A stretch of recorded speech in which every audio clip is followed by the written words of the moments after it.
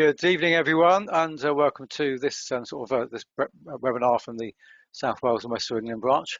I'm Martin Gosden. I'm the branch co-chair, and this evening we're very pleased to welcome David Hawkins, who from the Institute for Collaborative Working. He's going to be talking about collaboration in sustainability and how collaboration is so important for increasing project performance. As usual, we do really need your feedback about the event tonight and what you would like to see us do in the future as well. So please do complete the evaluation sheets when they come through, get posted to you. So that feedback is really important for us as a committee of volunteers organising stuff to meet your personal, professional development needs. So please do that. If you can please submit any questions via the platform, and then Rob Allen will deal with the questions after Dave's actually presented, which will be really good. A bit of housekeeping's okay. APM information.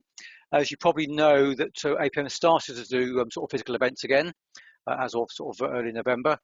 We plan to start doing physical events early next year, so we're looking forward to that. Actually, seeing some of you over a few drinks and a buffet. And actually getting some proper networking and face-to-face working done, which is good stuff.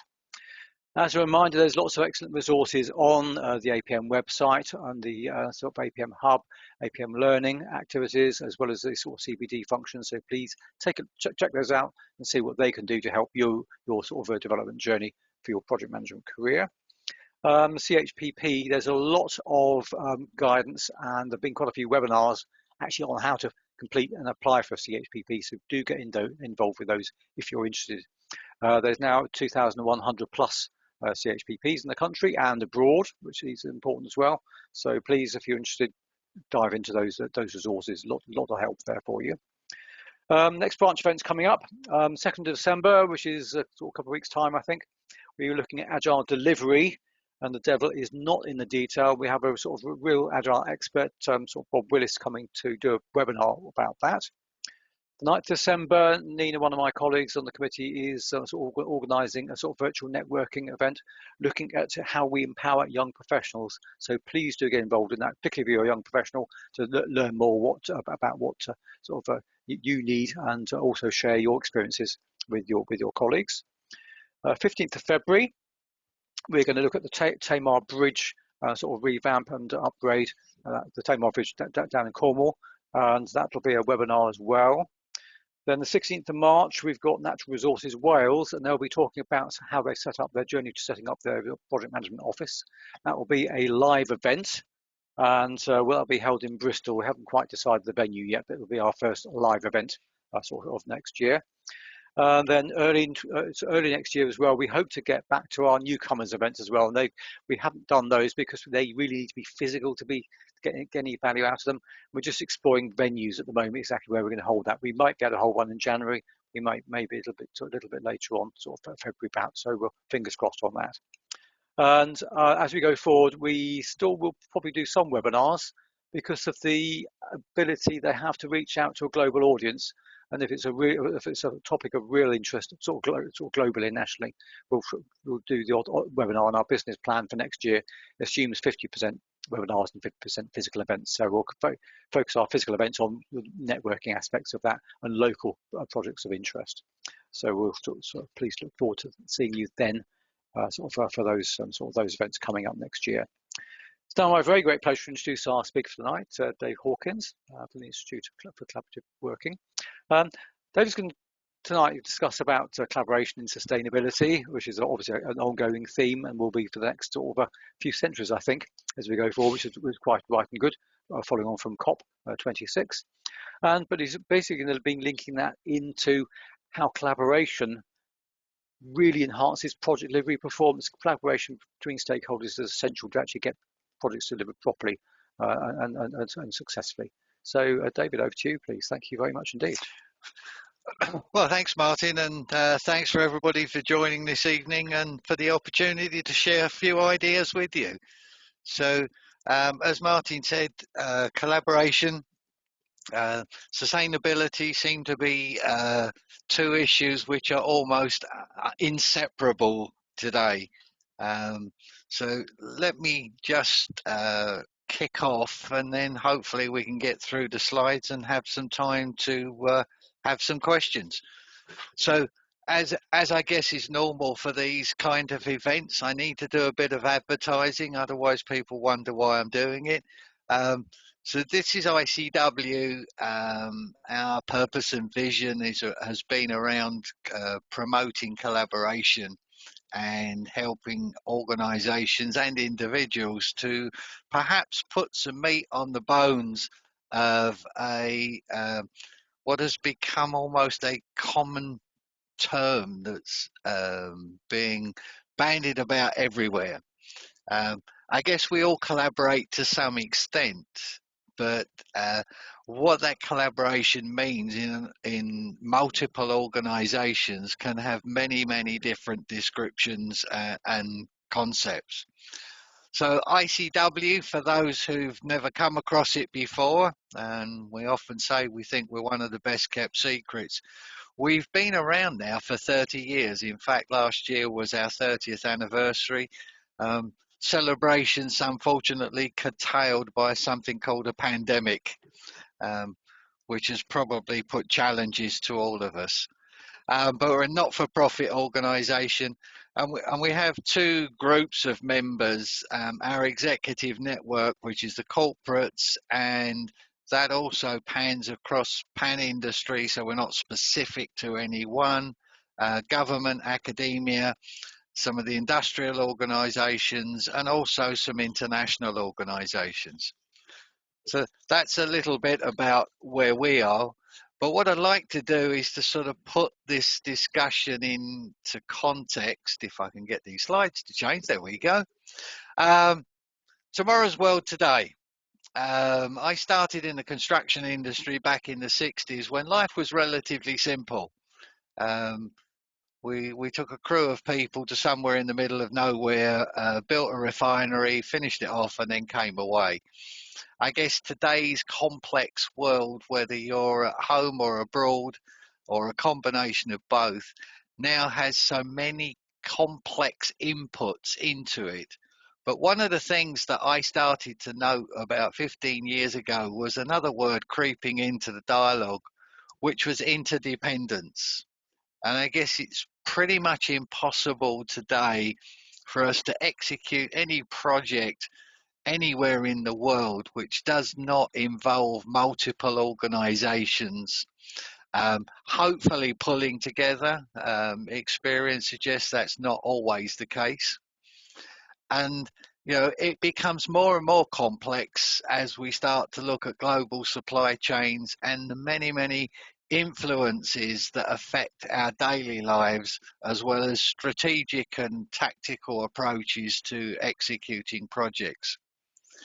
But what I'd like to weave into this today is also this concept of the world around us and the projects we build, the projects we do, which have an impact on the world around us, but are also impacted by it. There's nothing worse than laying the foundations for a building or a major complex and then getting hit with a flood, which tends to screw up the planning process.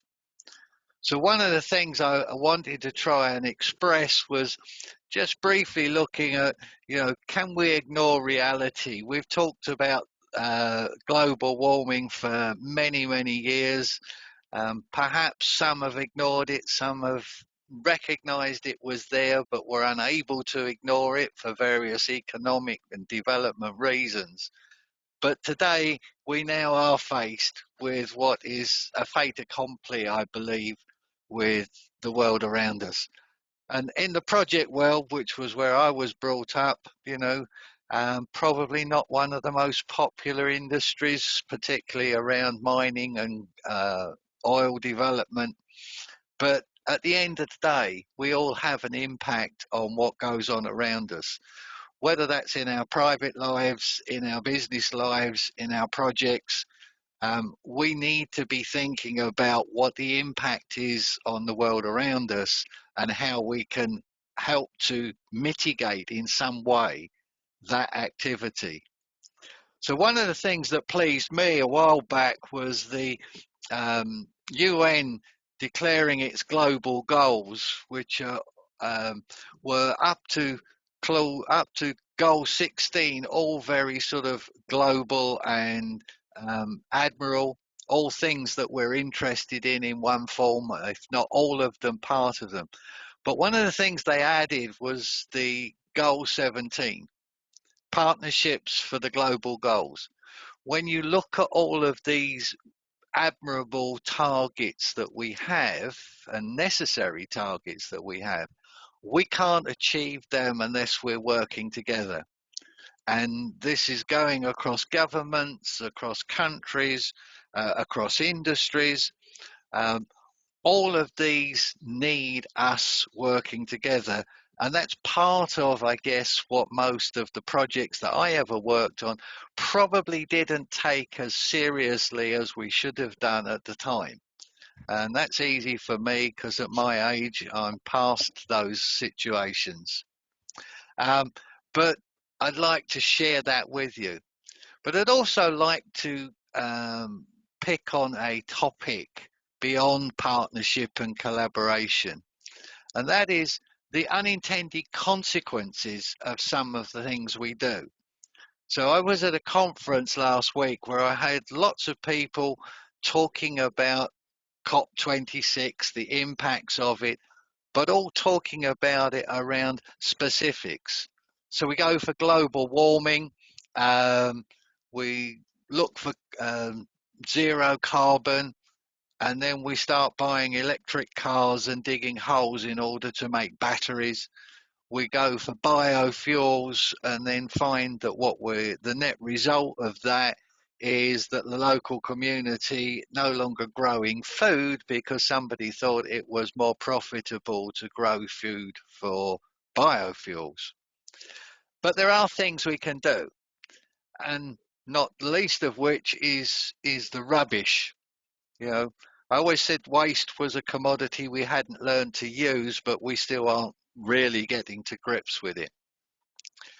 But what I wanted to share with you, and I did ask my friends at SKANSKA, what do they do? And it was actually a submission to one of the ICW awards this year, which is coming up in December. And they put a submission in around green biofuels. But what interested me was the way in which they'd approached it. They looked at it from a corporate point of view and said, these are the things we need to do. Reduce CO2. They looked at security of supply, fixed pricing, improve safety. But that was only looking at it from their perspective. Then they moved across to look at some of their construction programs and projects and started to say, well, we've got all these great arrangements with green biofuel. Why aren't we sharing those with our contractors? And they started to do that. And some of that was about sharing knowledge, sharing equipment, sharing the test results of their equipment that they'd done. And then they went further. They started to look at the supply chain and how do they affect the supply chain with what they do and what they demand from their suppliers, and how was that feeding back into a carbon-free future? And they started then to develop it further. So one of the things I'd like to implant in your mind tonight, if I may, and that is think that we either have self-interest or we work together.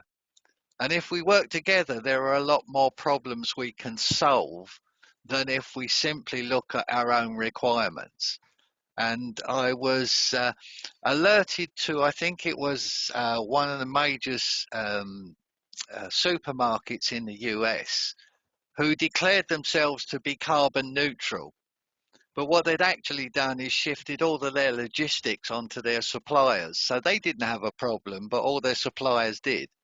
And I think this is where collaboration, working together, has to come forward if we are to address some of the challenges that have been talked about recently. And I think we can do this. And I think in many cases, as you look back at that example from SKANSKA. Actually, when we start to address this collectively, it's not only good for the environment, it actually can be quite good for the wallet as well, because we can share equipment, we can share resources, we can work together with a common interest without compromising the safety and the performance of projects. So I guess I got my first warning from an editor when I put my book out about 10, 12 years ago on corporate social responsibility, when I turned around and said, you know, we can't keep knocking industry because without creating wealth, there's no investment. Without investment, there's no development. And without development, there's no sustainability. And without, where's that gone? Whoops, without sustainability, there's no future. Without collaboration, in my view, there's no chance for us to advance beyond where we are today. And I think that's something that we can all make a contribution to in thinking about, are the projects we're working on as environmentally friendly as they can be? Are the designs taking into account what the future will look like?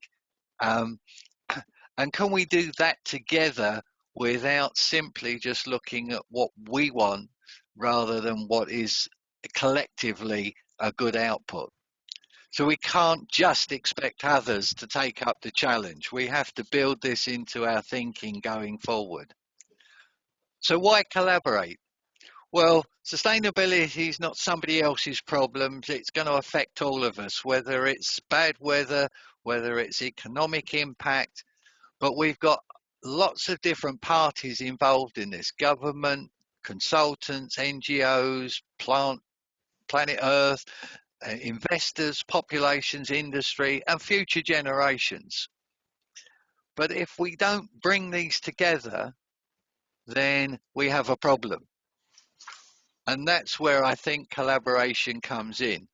That we need to be thinking not only how do we improve project performance by working together, but how do we improve the impact of our projects by working together.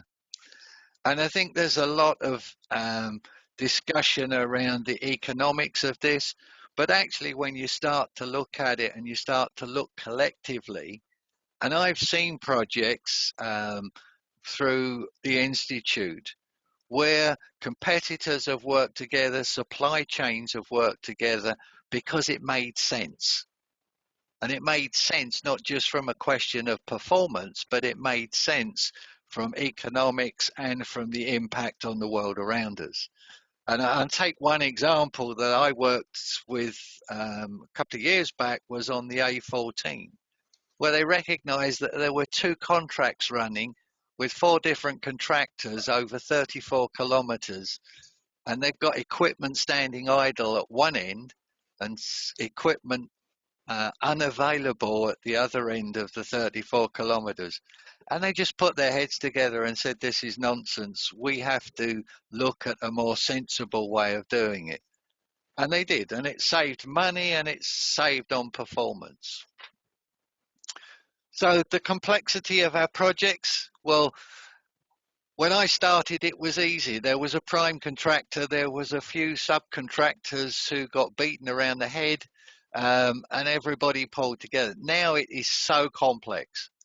And when you add to that the complexity of overseas programs, working across borders, timeframes, and everything else, there are so many implications within all of this that unless we have a consistent view and work in a structured way to bring all these constituents together, it's not just about project management, it's about managing a community of stakeholders.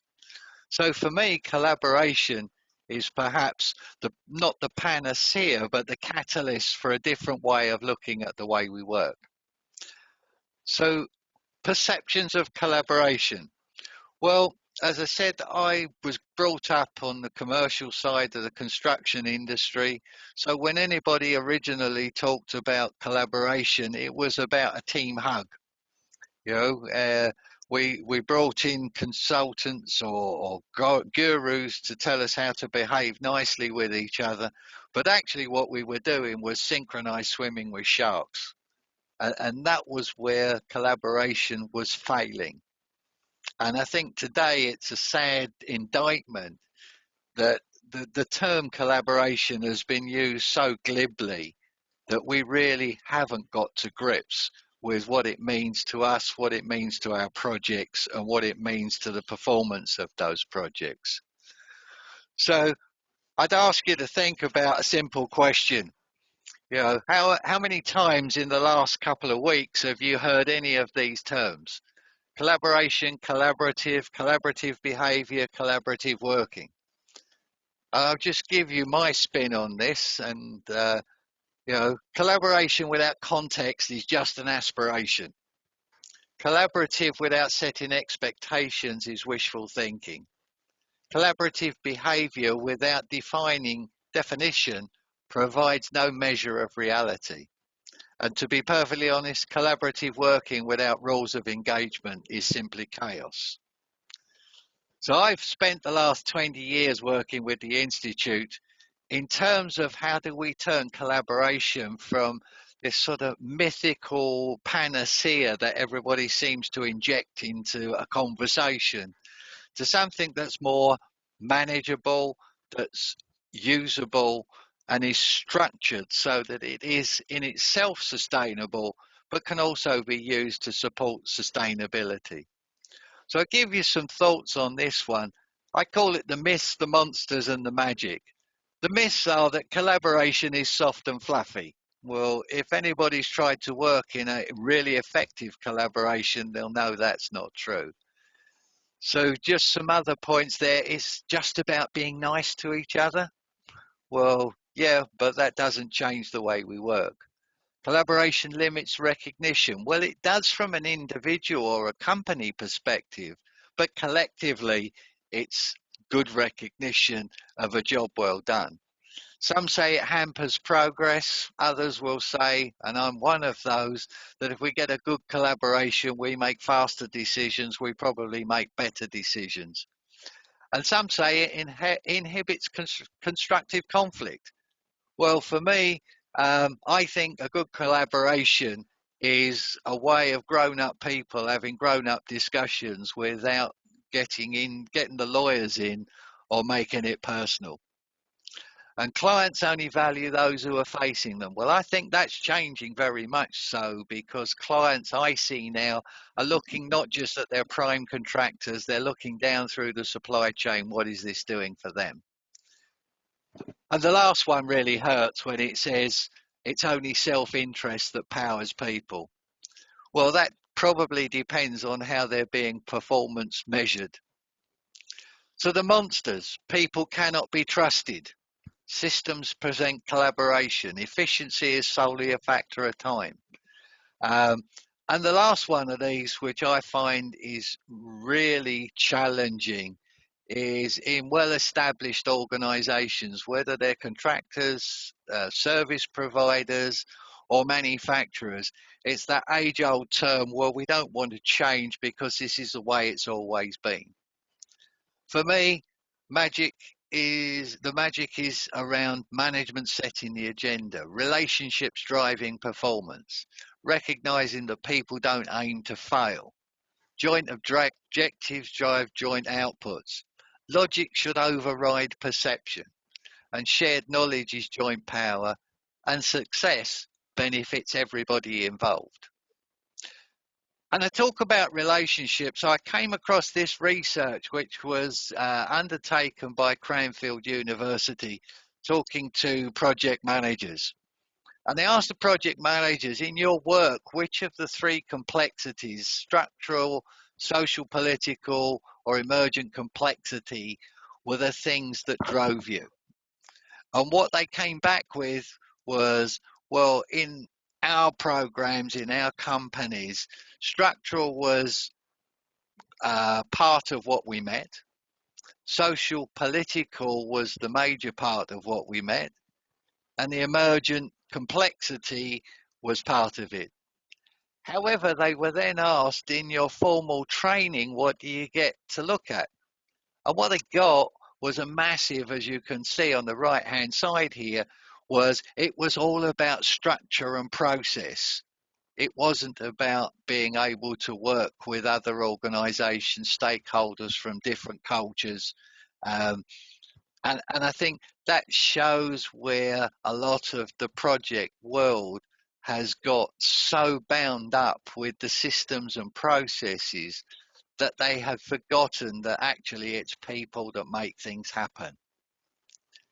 So we did commission some research through Warwick University Business School, looking at why chief executives and senior executives across Europe, UK, and the US thought that working collaboratively was a good idea. And you can see there the 12 hotspots that they picked up on. But top of the list was better problem solving, better reputation, customer satisfaction, increased trust. At the bottom of the list there was lower operating costs. And I think this surprised the researchers because all the research that they'd done in preposition was around the history of partnering, which was prevalent in the late 80s and early 90s. And one of the reasons I got into looking at collaborative working. And the problem was in those days that they slapped a label on a project after they'd been through the bloodletting and the negotiations and then said it's a partnership. And 80% of partnerships were deemed to have been failures. One, because half of those that failed probably never should have been a partnership in the first place. There was no logical reason for doing it. And the other half, which failed because they were managed in a traditional command and control model.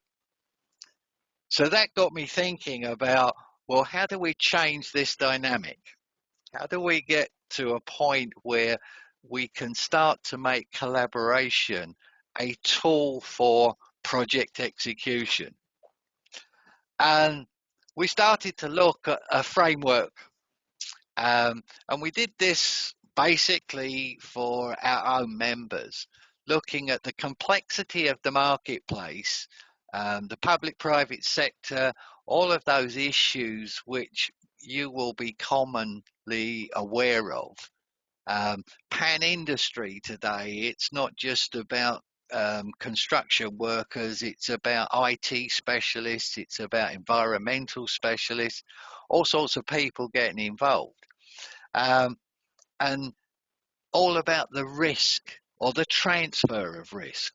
So we looked at it and said, no, this has got to be wrong. We've got to find a different model against which we can start to build these.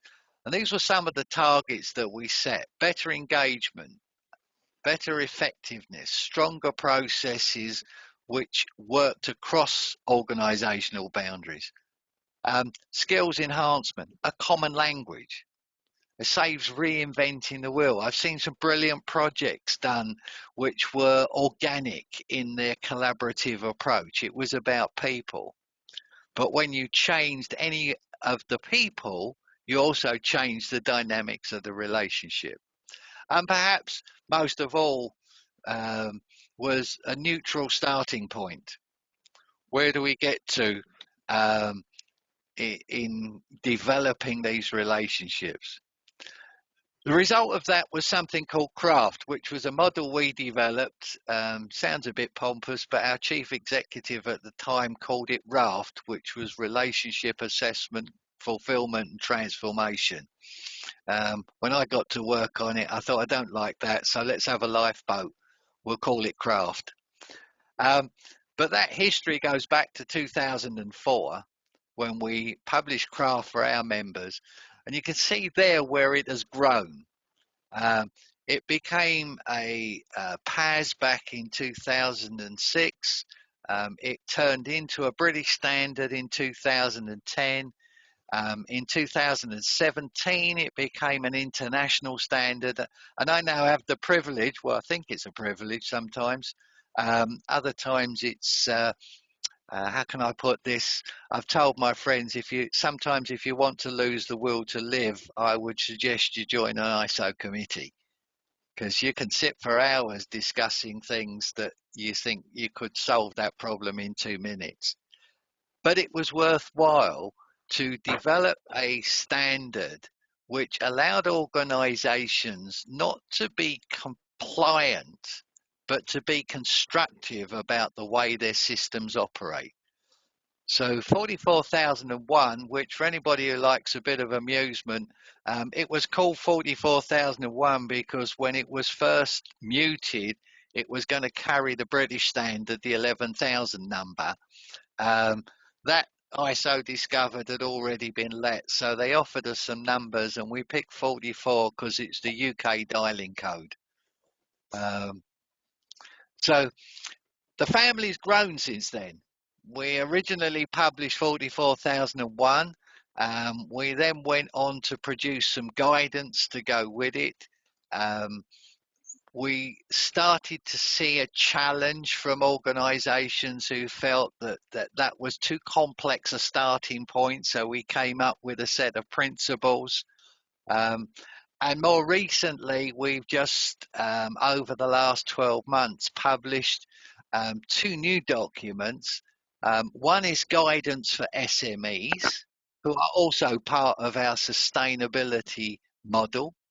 And this is about how SMEs can work together, or MSMEs as they are called now. That goes from micro to small to medium-sized enterprises.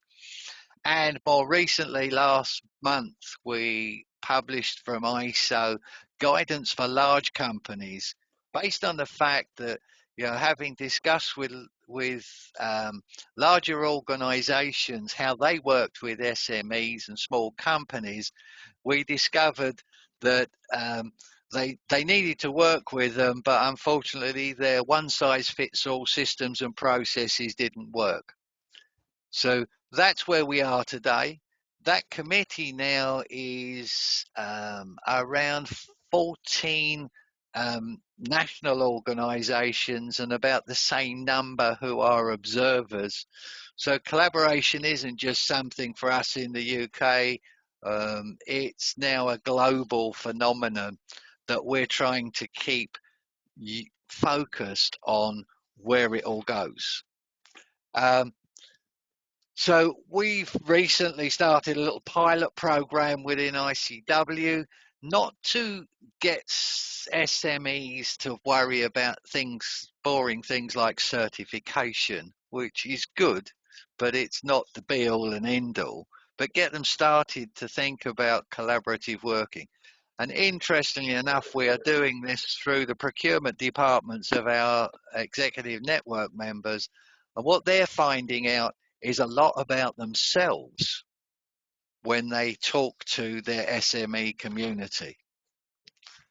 So 2004, I mentioned, the latest one, that actually started with a discussion I had with an executive from IBM who said, we actually need these small dynamic companies, but we crush them with our bureaucracy. So as a parting shot, just to get the discussion going, I'd like you to think about this. We need to work together in a crisis. It's no good sitting in the boat thinking it's somebody else's problem to bail out, because when the boat sinks, we're all going to get our feet wet. So how we collaborate today will strengthen relationships for the future. So that's a brief oversight of some of my thoughts, and I'd be interested to get your thoughts on some of those ideas and issues. Over to you, Martin. Excellent, David. Thank you. This is Rob. Thank you for sharing the knowledge and further information. I've got a question from Catherine, if I may, who said, what opportunity do you see for organisations and their projects' contribution to sustainability without collaboration? To be perfectly honest, I don't see a lot of chance of helping sustainability if we only address it as an individual. I came across a case a little while ago where a company was declaring that they were heading for zero carbon as part of their contribution, but they were still demanding their contractors drive 300 miles for a meeting, generally to be ripped apart and negotiated with. I think, at the end of the day, as you go down through the supply chain, there are lots of answers there. I'm not so sure we're listening to the answers. So for me, I can't see how we solve this problem that we've got, or even constrain it, unless we start working collectively. And the historical approach of it's somebody else's problem, or we'll shift the risk to somebody else, doesn't make the risk go away. It just shifts the goalposts. So for me, I have to say, I think one of the key elements that should have come out of COP26 was actually a focus on collaboration, but they wouldn't let me in to tell them.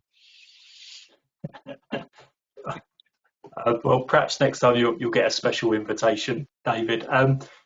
There's been some additional questions come through, but also some lovely comments to say thank you, David, for sharing your information. Jason has asked, in your experience, what's the best incentive to enable true collaborative working? I think it starts from, one of my core principles for collaboration, and that is whenever two organisations get together, there are three sets of objectives: yours, mine, and ours. And if those aren't articulated and understood by the parties involved, the collaboration is already sitting on shifting sand. If you're sitting in a prime contractor role, your contractors have to make a profit. If they don't make a profit, then they're going to be a problem to deal with.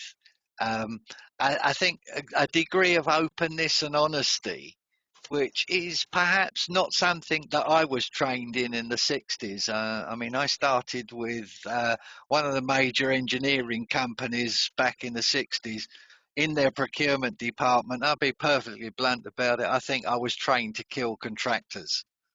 Then you wake up one day and realise you've killed all the good contractors and you're only left with the rubbish, which doesn't help you. So it comes down to being transparent, and that doesn't necessarily mean you have to give up good commercial principles, but it's got to be fairly balanced, and it's got to be centered around, can I help you achieve what you need to do? At the same time, can you help me achieve what I need to do? And you're only going to do that in discussion. You're never going to do it through a contract. Excellent. Thank you, David. I perhaps should have said at the beginning that today's session is being recorded. So, David, I'm going to edit out that bit where you said that you've offed some of your colleagues, just so that you don't get in trouble in the courts in the future.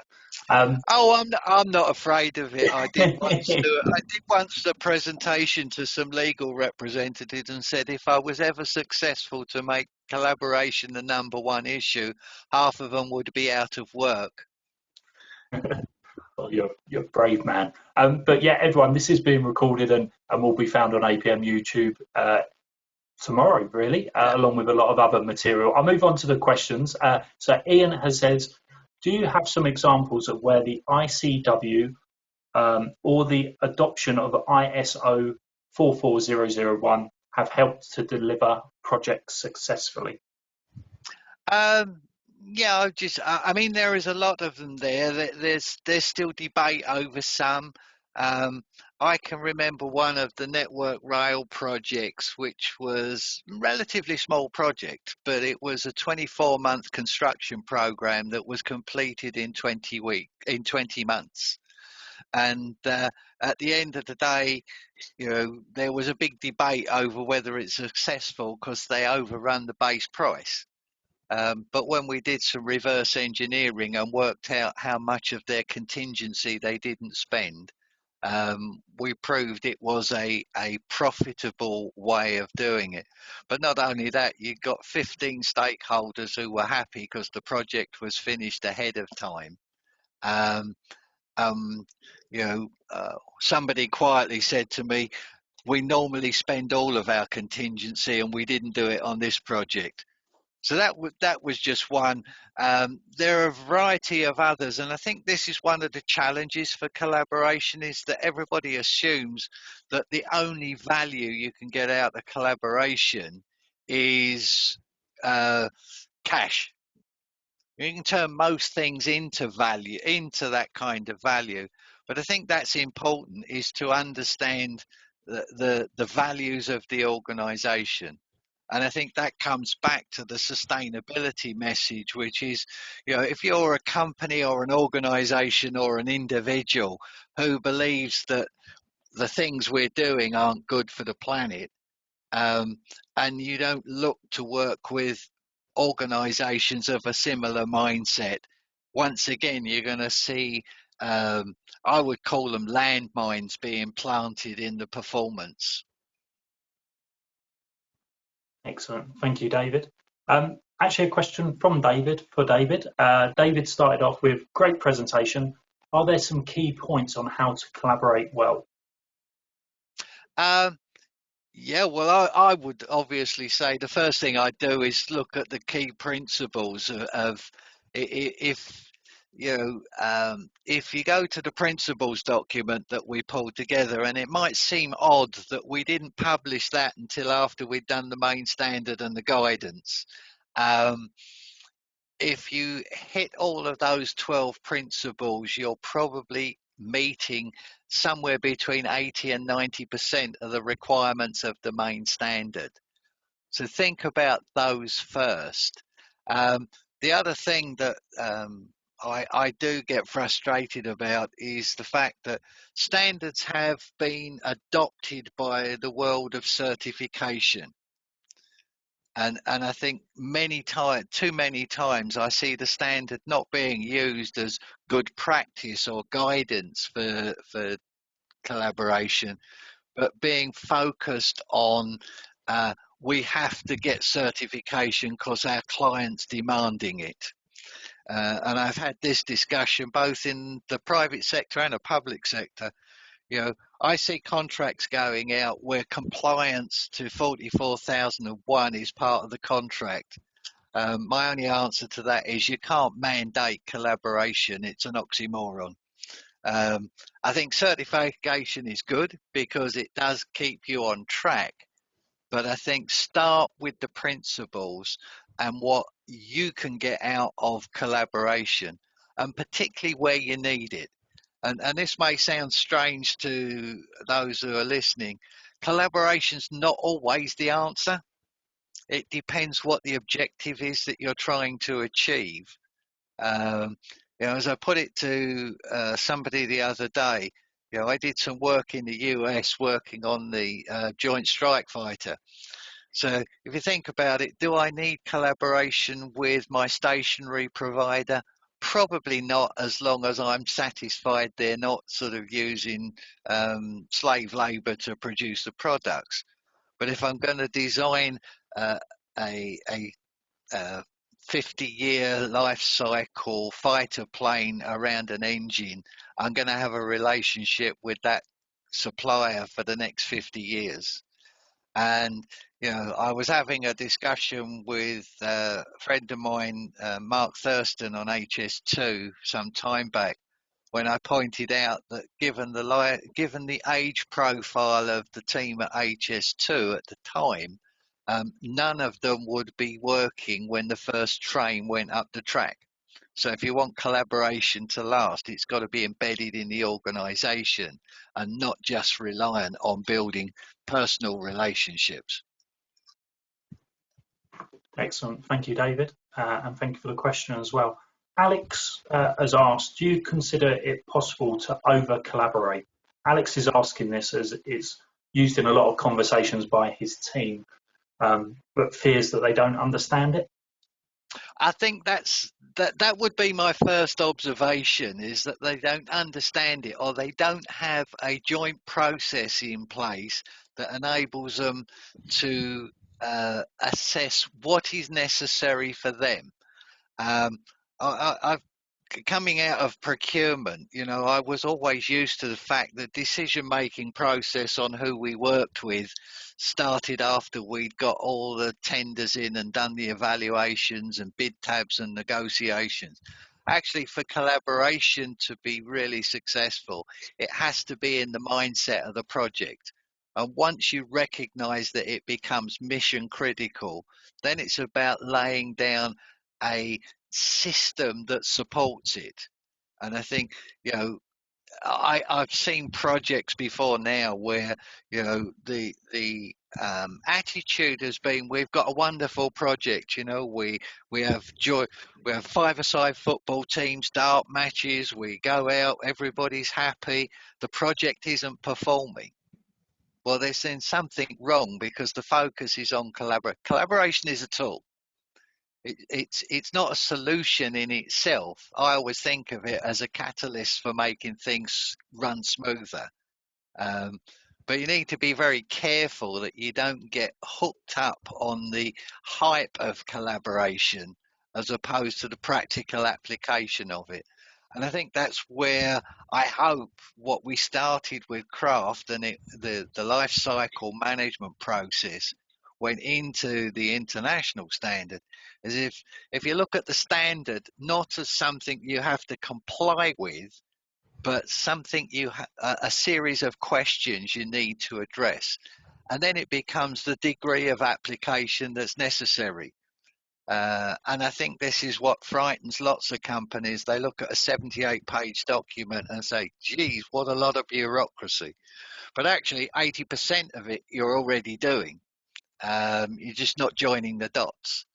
And I had this discussion with a major construction company, and they said, 44,001, it's too complex. It's too much in it. And I said, well, what I suggest you do is go through and look at your Prince to PM strategies and tell me what's in that standard that you shouldn't already be doing. The problem is, with the greatest respect, in many cases, they've got the systems, but they weren't following their own systems. And some of those systems weren't joined up. So, I guess it's my plea to everybody is, I've got no objections to going down the certification route if that's what organisations do, but don't design your collaboration around satisfying an assessor. You do it around what's good for the business, and that's where the decision gets taken. It's part of the business analysis process, which says, if I can't build this program or build this building or whatever without working with others, then I need to see what is mission critical in order to do that. Excellent. Thank you, David. Pete has asked, when does collaborative working typically break down during the delivery of a project lifecycle or put under the greatest strain? Well, I would say this, wouldn't I? It usually breaks down because the foundations weren't right in the first place to the relationship. Because if it is set up right, collaboration's easy when things are going well. When things get stressful, then it becomes more difficult. And in these very big complex projects, it's not often that it's actually breaking down within the project. Those people who want to work together and have a common goal. It's what my friends would often say, it's to do with the long screwdrivers coming in from outside or external challenges which may affect one partner but not others, that put stress and tension into the relationship. But if you set it up right with as I say, going back to the standard and saying, what are the questions we need to ask? What are the processes we need in place? What is the governance we need in place? Then it shouldn't get there. ICW, not very often, but does get called in when projects aren't going very well, and then you go back to first principles and say, if you follow these, what's going wrong is because you didn't address the issue in the first place. And I think, unstructured collaboration, which relies purely upon the charisma of the leadership, is highly vulnerable when one or other of the leaders gets career developed or goes off to do something else. You change one person, you can change the whole dynamics of a community. And if you've got no baseline in place against what you agreed to do, it's difficult to change something that you haven't articulated in the first place, because nobody really knows where they're going. Excellent. Thank you, David. And thanks, Pete, for the question. Sebastian has asked, what would be your main advice for an SME to start getting involved in collaboration? Forget about the big standard. If an SME wants to start thinking about that, get hold of a copy of 44,003 and start from there, and then open a discussion with your customers about what you can do for them and what they can do for you. Going back when I had a proper job some years ago working for Babcock Energy, one of my favorite expressions to a supplier or a contractor was, what is it I do that makes you so expensive? And that was quite an interesting opening to some very valuable discussions. But don't challenge the customer, just talk to them about what you can bring to them and what they can help you do that helps them. But that 44,003 is a good starting place to get your mind around, not do you have complex systems and processes, but do you have the right ingredients in place? And I'll be perfectly honest, my experience over the years is that most smaller companies are a damn sight more collaborative than the big ones.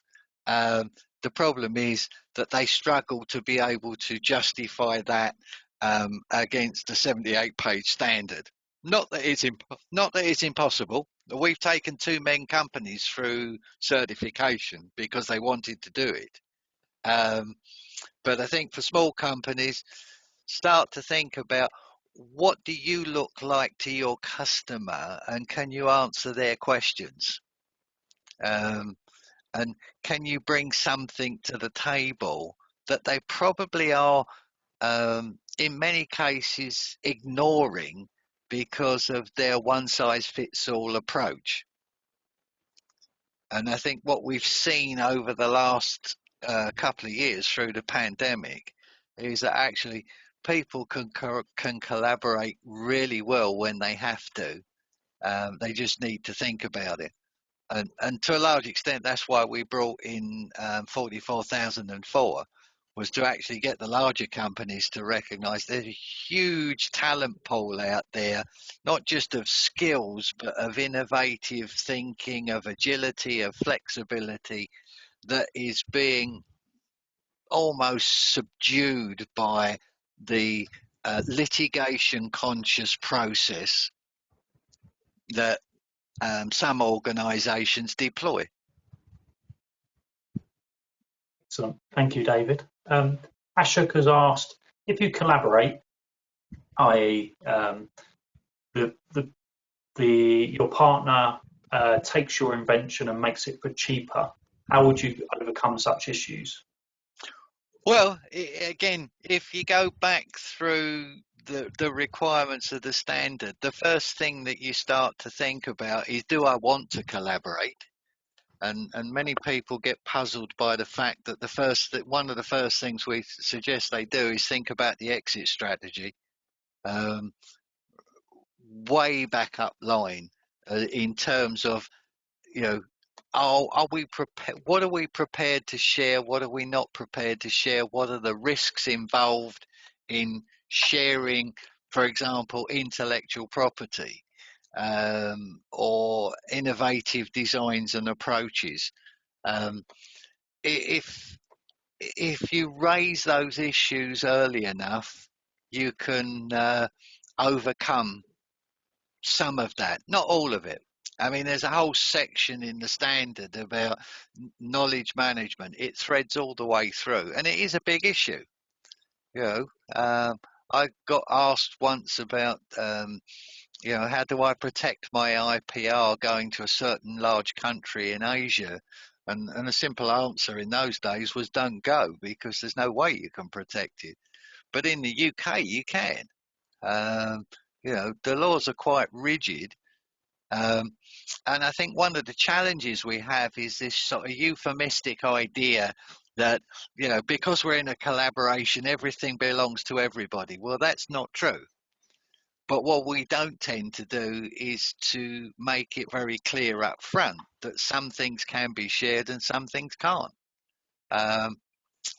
And, you know, a company that gets caught out doing that, I think probably won't survive very long with that kind of approach. Excellent. Thank you, David. David in the audience has also said just get a good pattern in place before you go into partnership with someone to protect your idea from being stolen. Which, yeah, sometimes that's not always possible because it's not a patentable idea.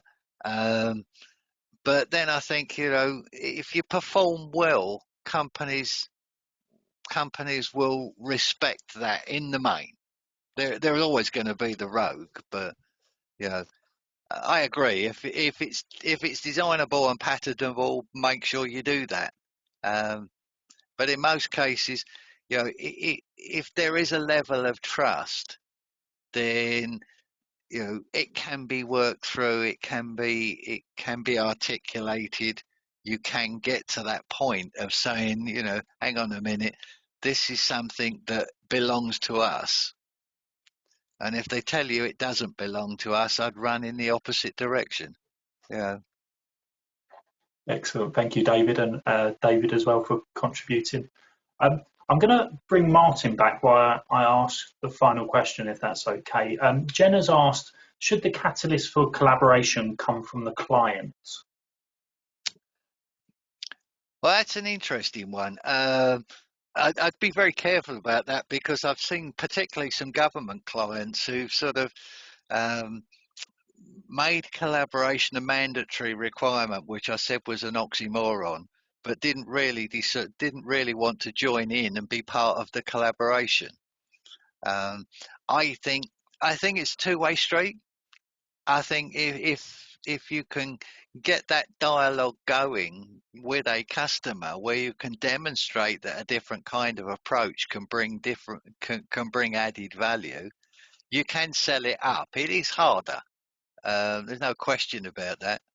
But I don't know whether Martin's got any views on that one. But, you know, I think adoption of collaboration is a lot easier if the customer is ready to be open to that dialogue.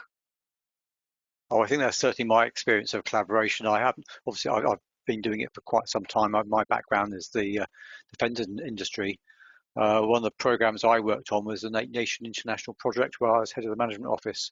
So not only did you have 8 nations and 8 stakeholders to sort of manage from a sort of client point of view, from a customer point of view, they had to collaborate together. We had all sorts of fun and arguments and discussions over intellectual property rights and how that was going to work. from knowledge and intellectual property created during the contract we were running. But then you had 2 consortia of industry partners from each of the 8 nations, with about 15 sort of industries collaborations, 15 industry partners in each of the consortia. And one of the attitudes we took was that because we recognised they had to collaborate, they had to sort of trust each other. That if any one of them failed or fell over or didn't perform properly, they were all responsible collectively for that performance, for their own collective performance. They didn't get paid if any one of them failed. So that actually, it was a bit of a blunt instrument in those days, but it actually had set an attitude within the organisations that they were all in it together. They had to all get, if something went wrong or someone was in trouble or in difficulties, they all had to roll the sleeves up and help each other. And Yeah, that did it's happen that. several times. That really made a big difference. Yeah, I think there is a dichotomy there in terms of, we've talked about collaborative contracts for a long time, and I've never yet seen one that's absolutely rock solid. I think sadly the mentality is that the contracts we write are, I like to use the term, we contract for failure rather than we contract for success. But if you can Yep. change that dynamic and you get to this joint ownership of the output, which is fair and equitable depending on the size of the organisations, you've got a much better chance of making it work. I agree. I always felt I had failed if I had to resort to the contract. I failed in my Yeah, duty as a project manager if I had to resort to the contract, because you should never ever get to that point. You should work on your relationships to make sure you're working together, that common goal, and you can all deliver together. But that was my personal attitude. A lot of other people I know traditionally have had other ones, as you will well, have experienced as you well, know, David. there, there was some interesting work that I got involved with when I was doing some work with the Pentagon, which was looking at where they moved to something they call PBL, which is performance-based logistics. It's basically a collaborative model, and they compared it with previous projects. What they demonstrated was that when they changed the dynamics of the relationship to this joint ownership and joint output, um, the performance went up, or if the cost didn't go down, the availability went up. So they were winning. Um, I've often said I've worked for some brilliant project managers over the years. I've also worked for one or two that I would be happy not to work with again. But at the end of the day, when you say to somebody, let's work collaboratively, and they say, well, we don't need that, we're strong enough and powerful enough to do it. And then you ask them what was the most successful project they ever worked on. The first thing they say was, well, we had a great relationship with our partner or our customer. And my question is, okay, that's brilliant. So how do you replicate that time and time again, unless you've got some kind of structured approach to doing it? No, I totally agree with you. I think your talk tonight has been absolutely fascinating. I totally agree with you. You have to have some sort of common language, which you mentioned earlier on, about how to do this stuff. So both parties, or not just both parties, but all the parties involved in any collaboration can just understand what each other mean by certain terms and sort of approaches. Because just because you have Yeah, a common language doesn't mean to say you're talking the same language. It can be well, different no, things, that's and true. standards only help sort that out. So I think it's a huge step forward in the collaborative environment to have sort of the Yeah, 4,000 and 4,400 peers. the standard isn't a solution; it's just a guidance perspective. You know, but if it prompts people to be more open about their issues, then I think you start to build a foundation which is more sustainable. And when you look at some of these long-term projects, and the MOD was one of the big adopters when we brought out the British standard.